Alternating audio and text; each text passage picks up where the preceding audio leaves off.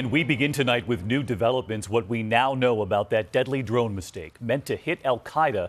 Those CIA drones also killing two innocent men, an American and an Italian man. The American on the left there, Warren Weinstein, a father and grandfather, his transformation after years in captivity. This is one of the last images his family would see. Tonight, what his family told me about the last time they saw him and their message to the Obama administration tonight. ABC's chief White House correspondent Jonathan Karl takes us step by step through the dramatic mission and the moment it went wrong.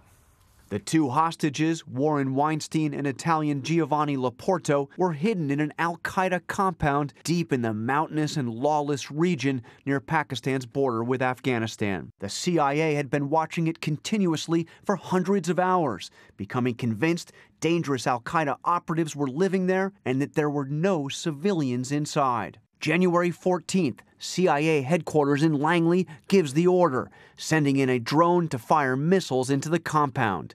But soon the tragic mistake comes into focus. The U.S. learns innocent civilians may have been there after all. And this month, the confirmation Weinstein and Laporto were both killed in the strike. As president and as commander-in-chief, I take full responsibility for all our counterterrorism operations. I profoundly regret what happened. On behalf of the United States government, I offer our deepest apologies to the families.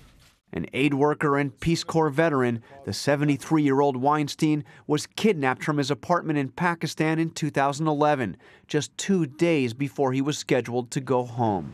His wife and daughters spoke to David Muir shortly after seeing him in this 2013 hostage video. When he looked straight into that camera and said, "It seems that I have been totally abandoned." And forgotten.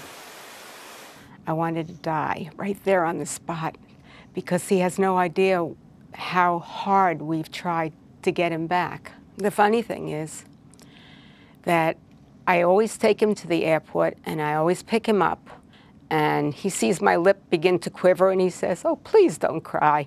And that was the last time I saw him. What would you say to him if you could? I would just tell him how much I miss him.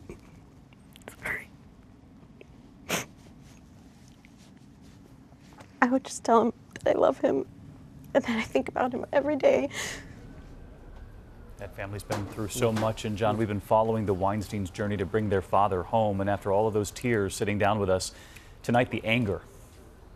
They blame al-Qaeda for Mr. Weinstein's death, but David, they had some tough words today for the Obama administration, saying that the support they received from the U.S. government throughout this ordeal was, quote, inconsistent and disappointing, and adding that they hope Mr. Weinstein's death, quote, finally prompts the U.S. government to take its responsibility seriously to support hostages and their families. All right, John Karl live at the White House tonight. John, thank you.